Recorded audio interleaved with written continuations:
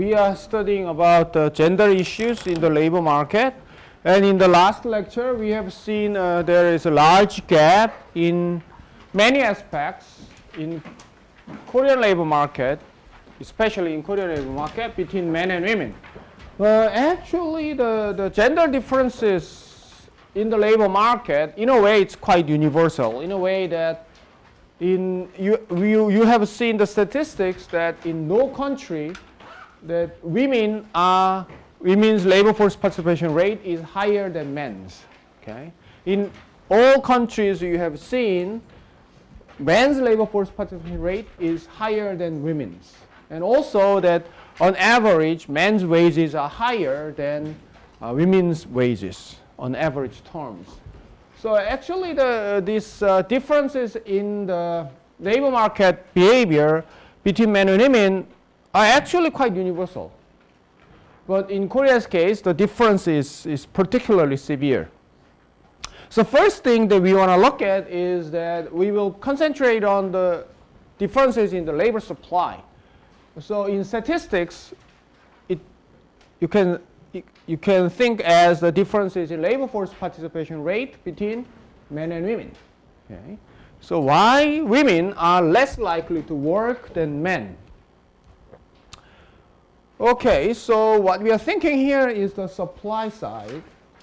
Now, I will introduce a household labor supply model. So before we talk about it, I mean, let's think of labor supply model. You know. Actually, in the labor supply model, if you recall, in our lectures, in the beginnings of the lecture, you have looked at the labor supply model, work leisure choice model. So that was like a starting point of work leisure choice model. When you think of work leisure choice model, this is basically individual choice model, right? So in this case, each individual determines his or her own labor supply to maximize his or her own utility. Okay. Now, but in this case, what we are thinking is that we're gonna look at the labor supply from household point of view. Okay, because one motivation for this model is that when you look at, for example, the Korea's labor force participation rate for women, you can see that the labor force participation rate for women drops. It seems like it drops when they get married. Okay, so like age 30 to 34, that's the ages that LFPR drops. So almost everyone, when they look at this diagram, we can easily link the marriage or childbirth, okay, with drop in the labor force participation rate of women. So it seems like marriage plays quite a significant role in determining women's labor force participation. Okay? Not much so in other countries, but when you look at in Korea's case, that's the case. And also actually even in European countries, if you look at the data more carefully, the marriage affects women's labor force participation rate. It usually has negative effects on the LFPL of women. So in the motivation for household labor supply model is basically to understand how marriage affects individuals' labor supply, how the marriage is related with this behavior. So that's the point that we're going to start with. Since we are going to look at the marriage, so we need a model that is not on the individual level, but on the household level, or you can think of it as like a married couples level. So in this case, in the household, what we are thinking is just a married couple. Okay, so that's the starting point. Now, I will explain the household labor supply model using an example. So you can actually easily extend an example. So let me give you an example here. Okay, now first, let's think of time. So in this case, the time is divided into two kinds of work, homework and market work. Okay. So in this, actually in our this model, we divide time into leisure and work. Okay. Here, what you're thinking is that there are two kinds of work. Okay. So one is homework, and the other we call it market work. What does homework do? Let me explain market work. What market work does is that if you do market work, you will earn wage. Okay? Then using that wage, you can buy things. That's what the market work is for. Homework is actually you produce things at your home. So one way of thinking about it, for example, like a meal. Okay? Let's say if you go to a restaurant and have a dinner there, what you need is money. Okay? So that money comes from the market work. Okay, the other way is, let's say you cook your meal at home. What you need is obviously the ingredients that you need to buy using your money earned from market work. But what you need also is your time in cooking the meals, right? That part we call it the homework. Okay? So homework produces things that you can consume on your own. And market work, using market work, you earn money and buy things that you can consume. Okay? So you can think of it as they are likely to be close substitute, or it can be complements, but it's just there are two goods. So in this case, we can think of there are two goods. Market goods and home goods. For example, the restaurant meal is a market good, and home cooked meal is a home good. Okay? So we think of those two kinds. Here, so we do not consider the choice of leisure, but we concentrate on the time between homework and market work. Actually, you can have leisure here, but it makes things much more complicated. So we will just concentrate on these two things, homework or market work. Let's assume there are only 10 hours you can use to this. Let's say 14 hours you use it for your leisure and other things. Okay? Now, let me introduce two people. One called Jack. Okay, Jack is a man. Okay, as the name, okay, Jack is likely to be a man. Okay, Jack has this productivity. In the market, if he goes out and work there, he earns $20 per hour.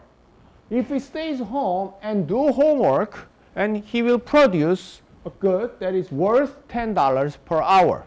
Okay? So you can think of it like, his productivity, $20 and $10.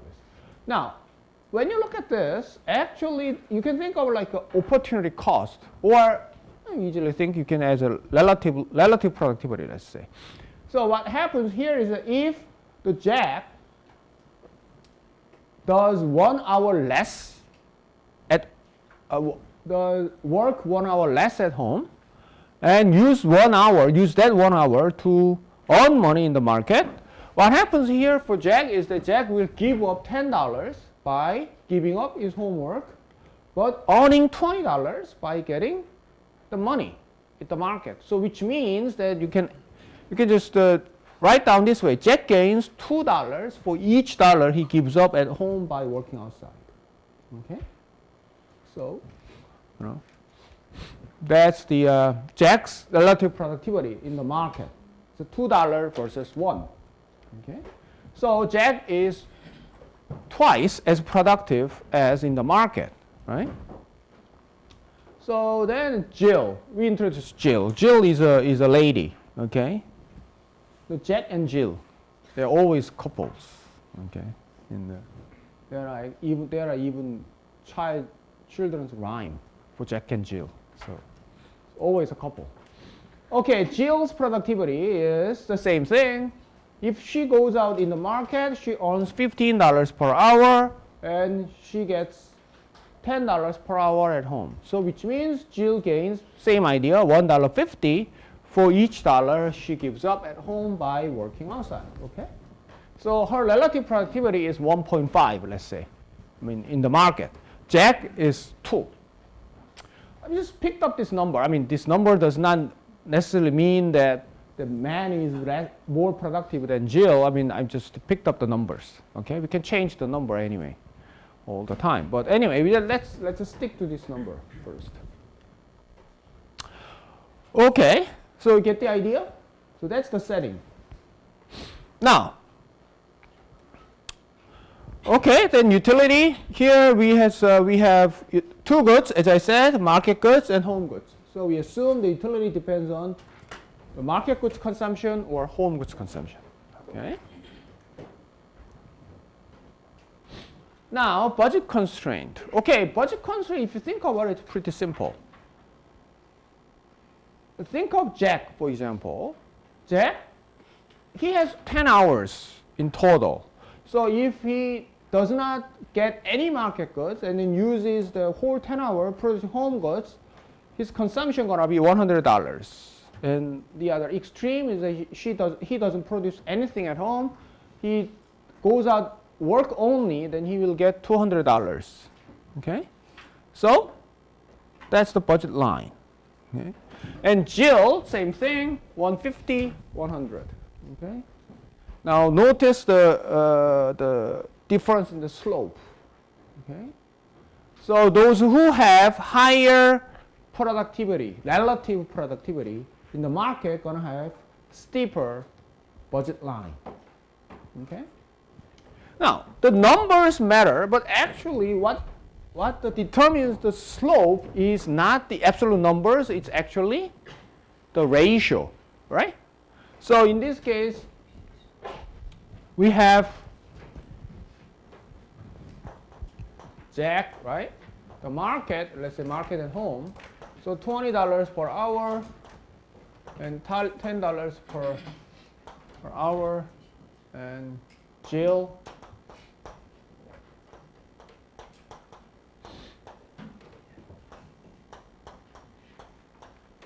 okay? So that means that the slope of the budget line is 2 and 1.5 basically. Okay? So slope depends on the ratio. For example, like if you can actually think of, right, something like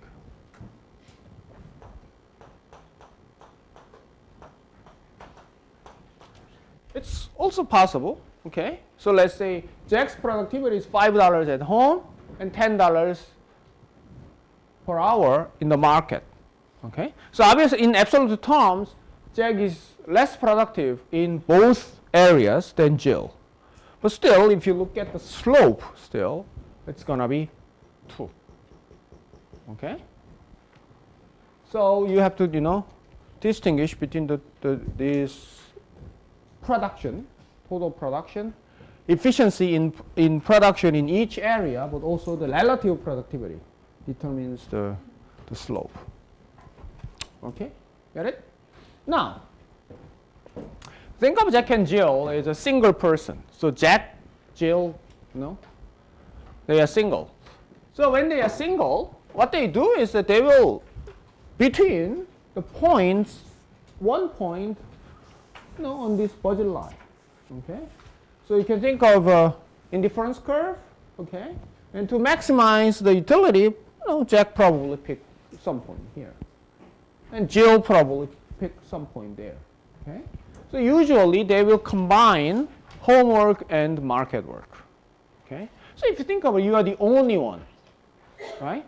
Then obviously you need to earn money yourself, obviously. To buy things, but also you need to take care of your home by yourself, right? You cannot, so you probably have to clean your room, or you have to cook, or whatever, wash your clothes, or whatever. So that usually makes the people to do both. Okay, get that? Now, the Christmas is coming, so Jack and Jill went to Christmas party. Okay, invited by the mutual friend, and they met and they fell in love, okay, over the Christmas. So they got married on the New Year's Day. Okay, now they are couple. Okay, so they are couple now. Now let's think of this couple's choice. Okay. Okay, that is why we are doing this. Okay, so what happens to their utility? Okay, in the utility case, what we think is that now what we think is not the individual utility, the couple's utility. The couple's utility is just the function of the couple's combined consumption of home goods and combined consumption of market goods. Okay? So here we think of utility function as a couple, as a unit. Okay? Now, so what they are trying to do is that they will look at the combination of their consumptions. Also, the budget constraint is the same because they will share their resources. Okay? So what happens here is that if both work only at home, then $10 each, so they will produce 200. Okay? And if both work only in the market, they will produce 350. Okay? Get that? So they are in betweens. Now, the difference here and here is that it's not a straight line. Why it's not a straight line? Because think about it. They are on the honeymoon, so they don't do any work. So each day they produce $200 at home. Now the honeymoon ended. Okay? Now they are very hungry. So what they need to do is that they have to buy things. To buy things, somebody should go out and earn money, right? So they should decide who's going to work as the first person. Okay, they have a choice, right? Jack may go out to work first, or Jill may go out to work first. So they have to figure out which one is the best option for them. Okay, get it? Now, think about it. First, if Jack goes out to work first, then this red line is going to be parallel to the Jack's budget constraint, which means that at first $200, if they gave up $10, then since it's Jack will earn 20, right? So at first, it's going to increase along the Jack's budget line. Okay? And then at this point, Jack doesn't do work. Jack doesn't do any homework, does only market work. So it means that they will get $100 at home because Jill's going to produce $100, and they will have $200 because Jack earns $200. And if they need, then obviously Jill has to go out to work. So at this point, now it increases following Jill's budget line. Okay? If they gave up $10, the couple will earn 150. No, 15. Okay? So the slope is going to be like Jill's. Okay? So the first Jack's line and then Jill's line, the slope. I mean, we are talking about the slope, in terms of slope. Okay? This is better than Jill going out to work first. Why? I mean, if Jill goes out to work first, you cannot see a line there. Okay, but let's try. If Jill goes out to work first, then what they do is that if they give up $10, they will earn 15. Okay, so that means that the budget line here is actually inside of this red one. Okay, so if Jill goes out to work first, then at this point, Jill works only in the market, Jack works only at home. They get 100, but in the market work they have 150. So obviously, for the same $100, they earn less, right? So the combination D, so what they do is that they will reach a point D, not B. And then Jack goes out, so it's going to be a line DA. So obviously, if Jill goes out to work first, overall, they will be worse off. So what they should do is that they should go out, Jack should go out first, and then Jill. So in this case, the Jack and Jill are smart people who learned labor economics in their university times. So they can easily figure out that, okay, we should follow A, B, C. not ATC. Okay, it's easy. Now, who goes out to work first? What matters? What matters is the slope. Okay? In any case, it's going to be slope. So, for example, in this case, let's say, then in this case, it's going to look like Jill going to be like something like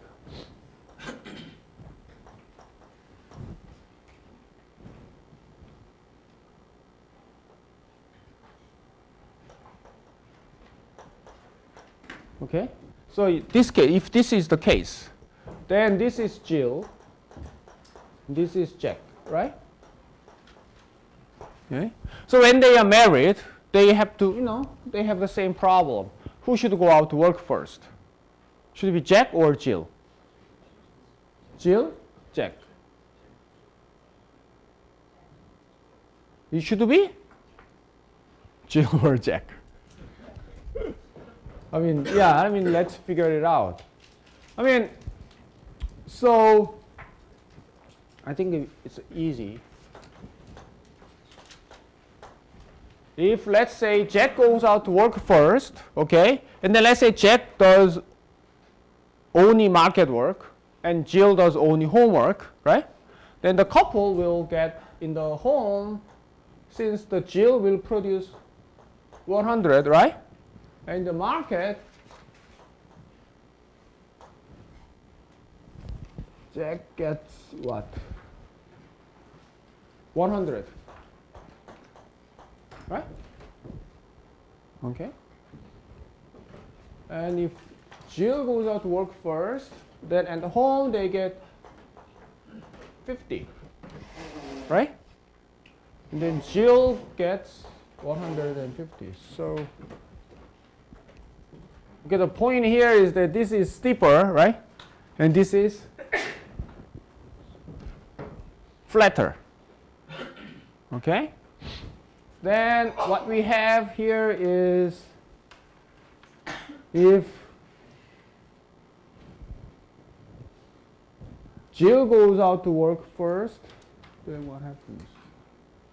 They have at home, they have 50, but they have 200.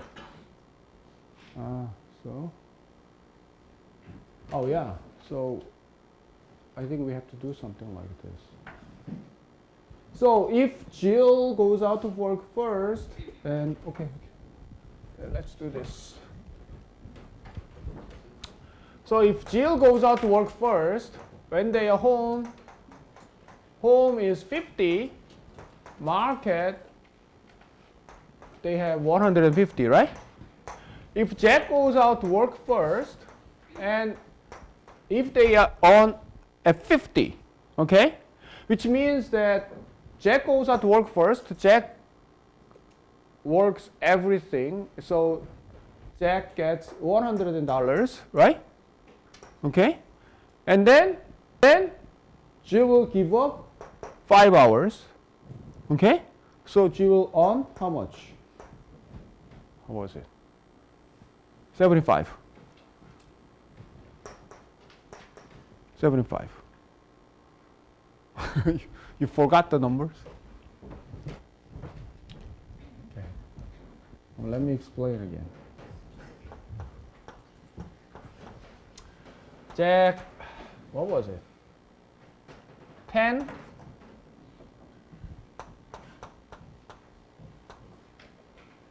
Market. Okay, let me write down here. Okay, and Jill, 15. So this is their productivity. Okay? Now, they live together. And let's consider that first worker is Jill. Okay? Okay. Now, when they produce home, how was it, $50? So they produce home in total $50. Okay? So which means that Jill goes out to work first, okay? And Jack works only at home and Jill works only in the market. Then Jill will earn 150 and produce nothing, okay? And then Jack will stay home, so Jack will produce 50 but earns nothing. So for this couple, when they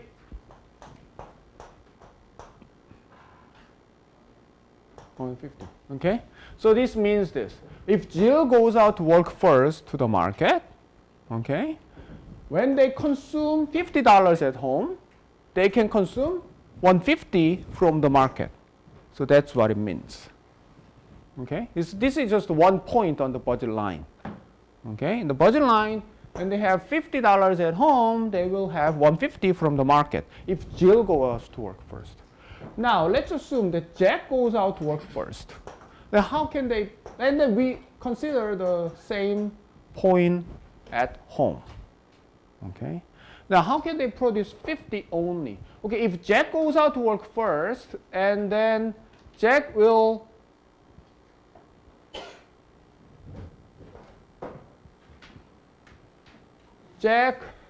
goes out to work and work for 10 hours, then Jack will get $100, okay? And Jill will still produce 100, okay? So to make home production 50, actually Jill needs to go out also. So which means in this case, Jack in the market, okay, here the Jill 0 hours and Jack 10 hours, okay? That's what happens. Here,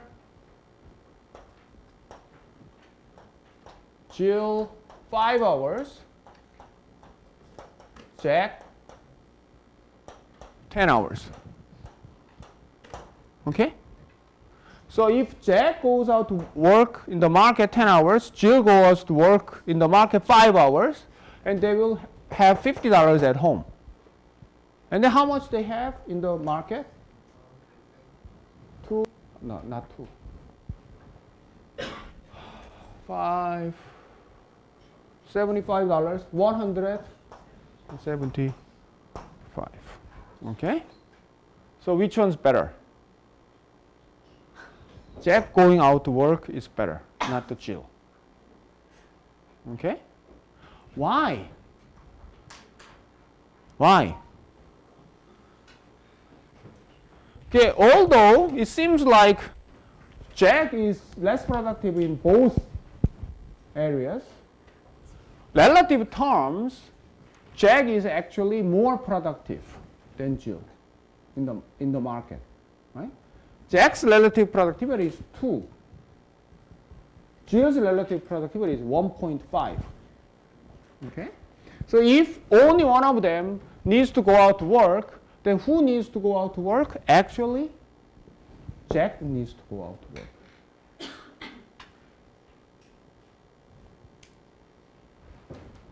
Questions? Oh, you cannot see here?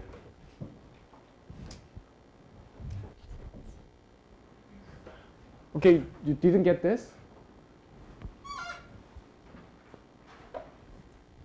Okay, so there are two choices. The Jill goes to work and Jack goes out. Okay, Jill, if they earn $50, they will earn 150, okay? If Jack goes out to work first, and if they earn $50 at home, that means that Jack works 10 hours in the market and Jill works 5 hours at home and 5 hours in the market. Then they will get $50. If Jill doesn't work at all, they will have $100. So obviously this is going to be different. So we have just to fix, we fix the horizontal point and we just look at the vertical, the differences. Okay. And then, so in this case, they will have $175, which means that for the same amount of home good, they can consume more in the market if Jack goes out to work first than Jill. Why? Because it's the case where the Jack is relatively more productive in the market than Jill. Okay? If you draw a diagram, actually I tried to draw a diagram, but I failed because I didn't have good, but if you actually have like a grid paper and then try it yourself, and then you can draw two budget constraints, and you can always see that the steeper slope should be steeper ones should be the one that who goes out to work first, then flatter ones. And if you think of it, you draw a diagram in your head, okay, that should be the case because the obviously the diagram gonna look like this because they're always the same. Okay, their ending points are always the same. So one choice is you have steeper and flatter. Okay, or you can have flatter and steeper. Which one is better? It's always steeper and flatter is better than flatter and steeper. Right? So you think of a diagram that it's easily see that you have a steeper ones first and then flatter ones.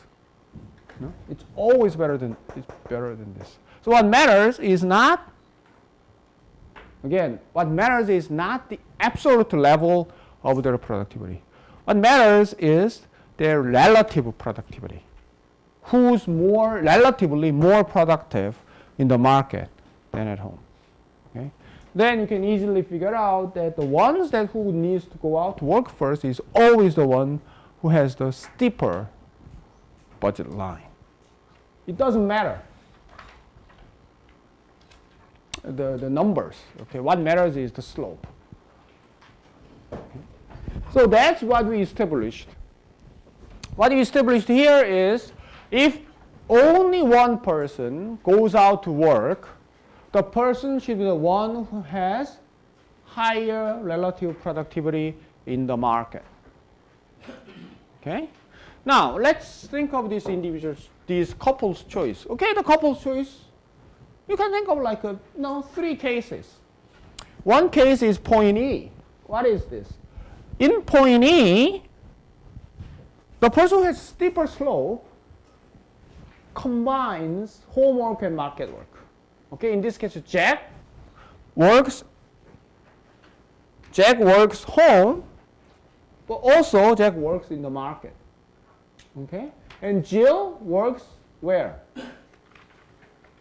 Jill works where? Jill works only at home. Okay, so in this case, Jill works only at home, and Jack divides his time between the market and the home. Okay, so in this case, Jill does not supply any labor to the market. Okay, Jack supplies labor, but Jill doesn't. And another case is something like this point. Okay, in this case, what?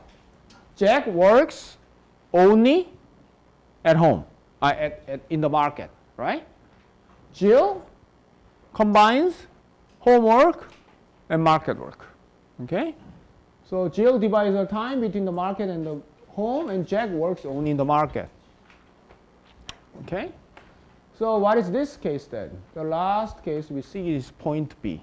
So in point B, Jill works only at home, Jack works only in the market, right? So this is a complete division of labor. Each person does only one thing. Okay? So what matters here is that overall, this person will supply less labor to the market than this person. Okay? So in our case, Jill supplies less labor than Jack to the market. Okay? Get it? Make sense? So it's gonna look like something like. So in this case, it seems like Jack is a nice person who earns money and works at home also. In this case, actually, Jill seems like it's quite unfair to Jill. Jill does both. Okay, Jack does only one thing, and in this case, it's complete division of labor. Okay, so what's the the essence of this model? The essence of this model is that from the couple's point of view, okay, if there is only one person needs to go out to work, the person should be the one who has relatively high productivity at the market. Okay, so if we combine this to our, okay, so we just said that, comparative advantage. We just, so comparative advantage. So which means that who has relatively high productivity in the market, we can say that this person has comparative advantage in the market. Who has a relatively high productivity at home, then this person has the comparative advantage at home. So this case, it shows the comparative advantage determines the market work and homework. Okay? So if we link this model to our discussion in the the gender, then this model implies that if women have a comparative advantage in household work and men in market work, it is optimal for married women to spend more time in household work than married men. Okay? So according to this model, why the women are likely to work less than men? And this model says actually it's because of comparative advantage. Okay? So comparative advantage for homework is probably for women, and comparative advantage for market work is probably for men. Okay? So that's like a logical conclusion from this model. Now, let's think about this. First thing, is this a sexist model? Okay? No, actually what it says is what matters is not gender. What matters is the relative productivity, comparative advantage. Okay? And it happens to be the comparative advantage at home goes to women, then women are more likely to stay home and men are more likely to work in the market. Okay? So the model says that the root is at the comparative advantage part. Obviously, if you think of the model that the Jack has higher relative productivity at home, and Jill has higher relative productivity in the market, then this model completely predicts that Jill is going to be the person who's going to work in the market, not the Jack. Okay, so it's not actually it's a gender neutral model. But what the model implies is that somehow our society, it's Jack, the women have higher, more comparative advantage at home than men. Okay, then why it happened? Actually, that's the second question. Why the women happen to have, seems to have more comparative advantage at home? Okay, there are theories actually, obviously, that from sociology or anywhere. For example, like, is it biological? No, it's not likely to be biological. There is no evidence that biology determines comparative advantage. Okay, it's more likely, first thing is like a socialization. Okay, so socialization theory basically says that we explicitly or implicitly socialize our women, our men this way. So like, women, we kind of implicitly teach our girls to stay home and our boys to go out to work. There has been lots of discussions about it. Like when you look at, I don't know whether it's true or not, but a few years ago, there was a report says that actually, if you look at the school kids' textbooks, when the textbooks describe a working person, it's usually a man. When the textbook describes a person, homemaker, it's usually a woman. Okay? So that's like implicit socialization. When they see the pictures, okay, they feel like, okay, it's natural to be that way, something like it. Or the adults, or teachers, parents, or the people generally kind of, implicitly or explicitly to tell our kids that way.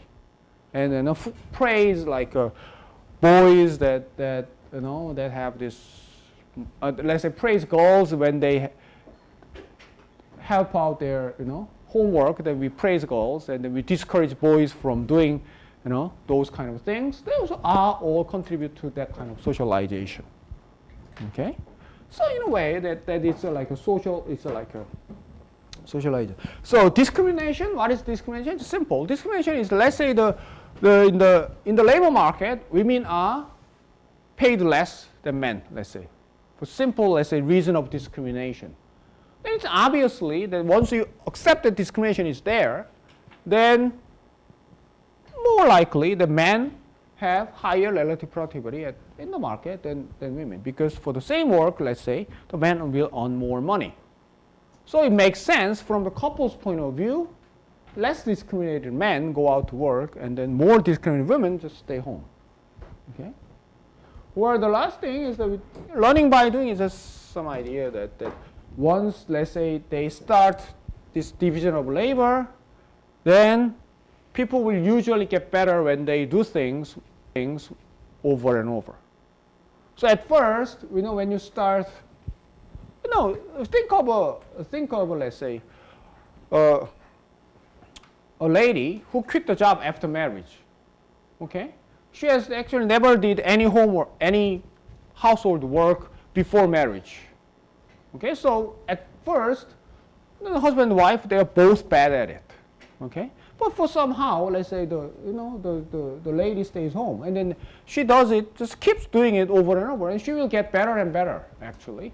So in after some time, there is a clear difference in relative productivity.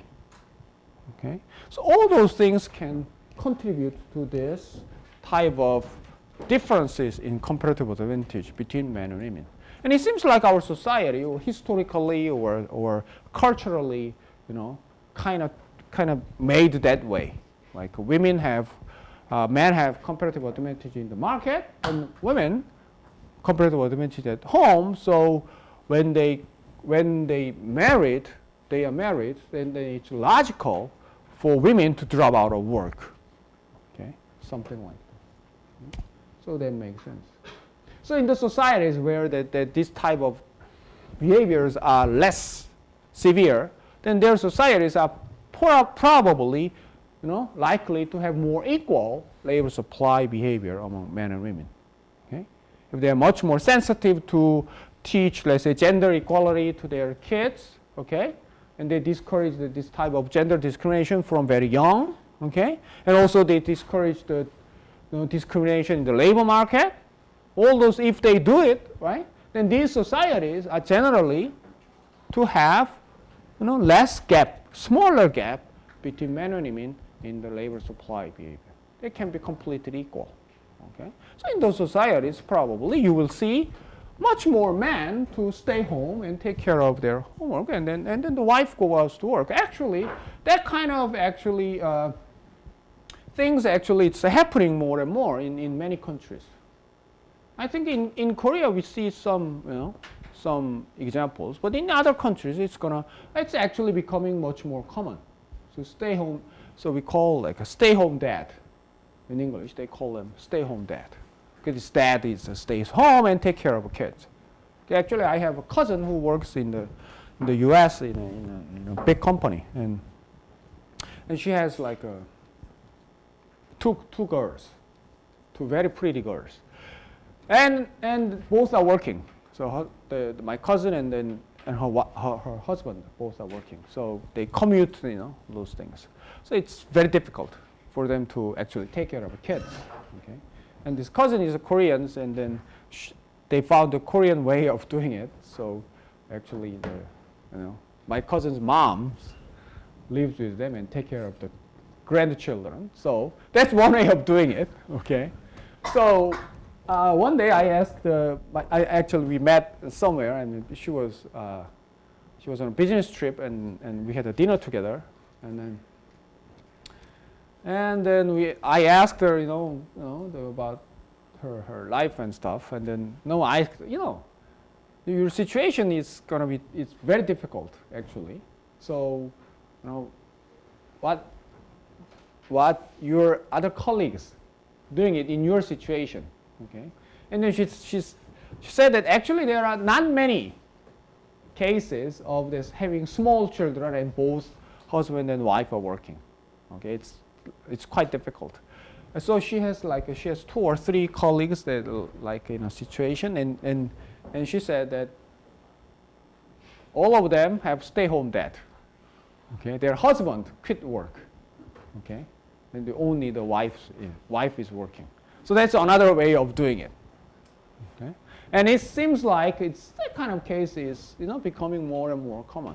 So if you think about it, it's completely logical from, let's say, household labor supply models point of view. So in those homes, in those families, okay, the women have relatively higher productivity in the market than at home. Probably the women have more experience in work, or they have actually simply have better jobs, okay, than the husband. Okay, then it completely makes sense that just husband should drop out of work and then take care of kids, and women, the wife goes to work because wife earns more than the husband. Okay, then that's the logical choice. Probably that was strange, let's say 10 or 20 years ago. Even in the US, if it was 10 years ago, it's considered to be really, really strange. Okay, but now it's becoming more and more accepted. So I think in Korea also we see some kind of trend. So as the society becomes less and less, discriminating against women, so we will see more trends for it. But anyway, so what this model tells us is that the essence is the difference in the comparative advantage, and somehow our society has developed in a way that comparative advantage at market work mostly goes to the men. Okay. Okay, so we talked about the specialized. So in a way, this is a model of specialization. But so we explained that specialization is in a way it's an optimal behavior. Okay, but I'm going to talk about a little more thing about the specialization. This specialization by gender, it looks like optimal from the model's point of view, but if you think of a little more carefully, there are much more problems there. Okay, why? Think of this. First thing is that if, let's say, after marriage, let's say for like a Jill, she drops out of labor force. Okay? So because it seemed like a, optimal behavior at the time. But if you think of more long term, what happens? The Jill will drop out of labor force and her skills will deteriorate. Okay? So when she goes out, let's say if there is an economic need, let's say the Jack lost his job, whatever. Okay? They have kids, let's say they have twins or triplets, so they need a lot more money. So they decided that, okay, Jill needs to go out to work. Then what happens? Jill was out of work for so many years. When Jill goes to work, actually her skills is, mostly obsolete. So she cannot get the job as good as, she used to get. So she will get, low-paying jobs. So at the end, the whole family will actually lose. Okay? So if you think of those kind of consequences, then specialization in homework may not be advantageous to the wife. Okay, the wife, you think about it, she just loses her earning capacity. Obviously, that can be a problem. And also from the whole family, it can be a problem if you think of a long term. Okay, so in the short run, it probably makes sense, but if you think of long run, probably it's not. Okay, that's one problem with this specialization. Another problem,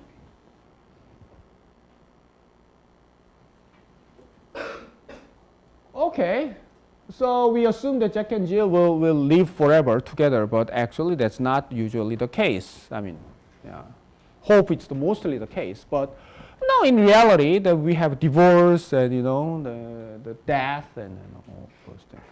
So think of women who were dropped out of labor force and then got divorced. What happens? Actually, she will be in serious trouble. If Jack was rich, then she got settlement, divorce settlement, big settlement, probably okay. But in most cases, that's not the case. Those cases happens usually in newspapers or in the movies. In reality, that case is very rare. Okay, so then when they get divorced, obviously that she will become single again. Then she has to earn by herself, and obviously that the time lost in the labor market gonna be a big problem for her. And also the serious problem is elderly women who lost their husband. Okay.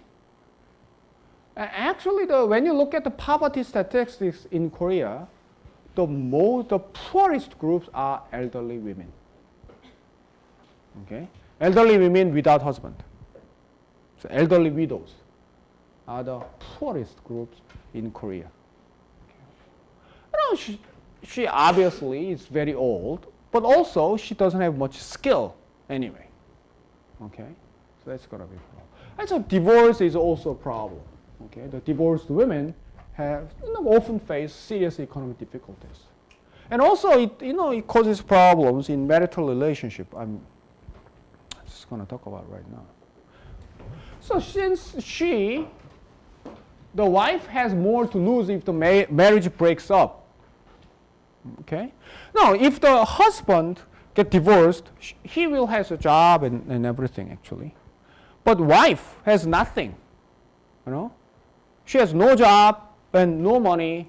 Okay. Let's say the home was not just a typical average home. They don't have much assets. They divide assets. It's not gonna be anything actually. So think about this woman. I mean, actually, she faces the choice between poverty, and I don't know, hard life in the marriage. Okay, so she is likely to be under greater pressure to subordinate her wishes to her husband than wife. What it means is she has a weaker position in marriage than the husband. Okay. So actually, if you actually talk to like a social workers, okay, we see these domestic violence cases, that husband beating the wife, okay. People often say that why the wife just divorced him, okay. People can say that, but actually, if you look at their homes carefully, the wife actually has two choices only,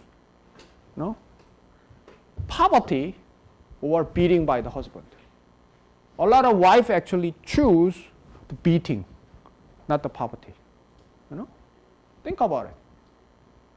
So it's a very tragic case. I mean, but if you think that if she has the skills, okay, the human capital as much as the husband's, okay, then she will probably choose to divorce him and then live independently. But if she has no skills, let's say she used to have skills, but let's say after 10 years of out of work, she basically has nothing to show in the labor market. So what she looks at is just a very, very poor life with poverty. And this husband, I mean, for some women, it's just a choice between two evils. Okay, so they choose less evil, and then it seems like the domestic violence. So that is like that's a serious issue. I mean, if you talk to social workers, if you think about it. Okay. Now, so that is the case.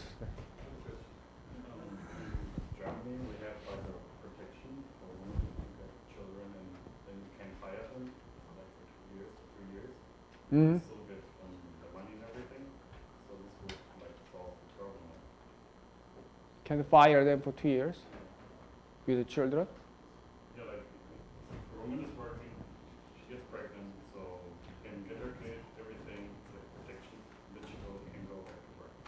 Oh yeah, that's a different one. That's let's say that's like a maternity leave and child care leave, right? Yeah, I mean that indeed applies to divorced and married. I mean it's the same. I mean it doesn't matter about the marital status. That benefit doesn't care about your marital status. But this would like solve the problem. I mean, but But lose the work and is not skilled enough to work in, and also like the government should intervene on some projects. So it's also I don't know. We are talking about the marital relationship, but anyway, let's say if that's possible that let's say we have programs to help out the women who are out of labor force for a long, long time. That's possible. We have such programs, but it's not. Usually, let's say if you go out of work for 10 years, okay, then let's say you need to earn money. You cannot go to schools or anything. So you will get, let's say, usually get short-term training. Okay, so it means that actually you are not gonna be as productive as, let's say, a person who stayed in the labor market for the last 10 years.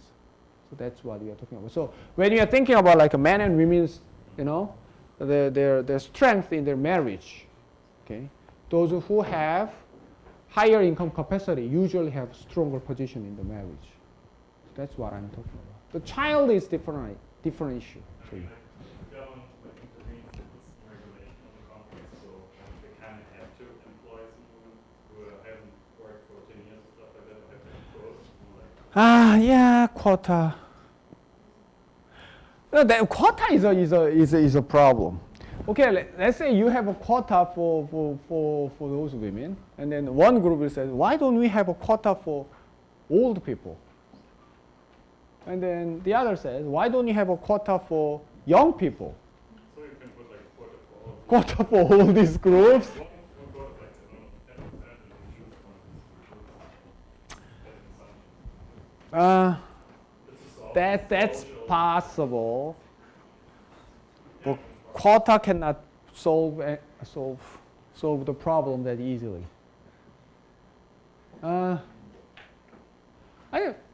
Think of a quota. Let's say quota for women. Okay. Then let's say they can create, let's say, less fewer positions for men or for other groups. Okay. Well, I can actually talk about quota in more detail, but so the thing is that the quota may work or may not work, depending on the situation. Okay. Let's say you think of this. There are arguments about quotas, but in general, quota will create the problems. What kind of incentive? Like if, for example, we say 10% of all managers has to be women, or has to be at least That's possible. And this could like, okay, we have a woman as a boss, so maybe okay, when you get a new employee, so you might have new incentives. So okay, my boss is a woman, so maybe I choose the woman instead of the man. She also can be really good. So like in general, okay, like just put incentives to all little employees and all the companies. But if it's a quota, it's not an incentive. It's like a regulation. And then you have to hire them. It might be a better person. Yeah, depending on the social problems, we can have those quotas or even like subsidies. So the subsidized, let's say, there are subsidies for let's say certain group of people. Let's say if you hire, let's say, disabled person, you may get subsidized, all those things. That's obviously possible. It depends on, let's say, severity of the situation. And then the society's, let's say, general ideas. But quota can be useful, but quota can be abused. That's a problem. Yeah, because, for example, like if you have quota. I just mean that we're talking about. And social policy is possible. Yeah, you can try to fix it then using the social policies. But what I'm saying is that social policies can cause another problem. Usually, that's the thing.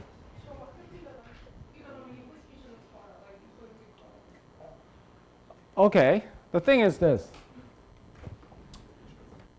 If you have a quota, then think from the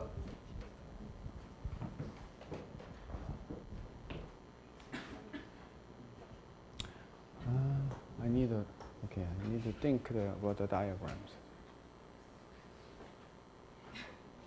Okay, let's say there is a man.